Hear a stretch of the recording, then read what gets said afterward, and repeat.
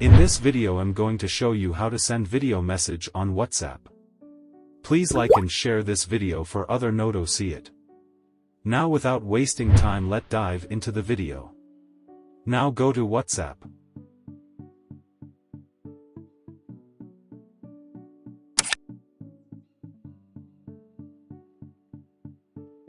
Click on the chat contact you want to send video message.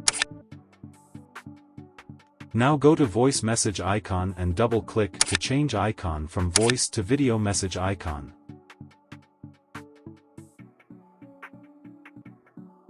Now hold the icon button to send video message.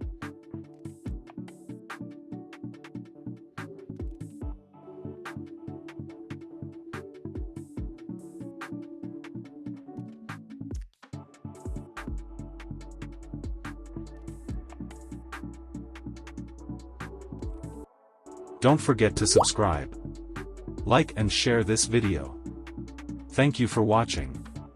See you in my next video.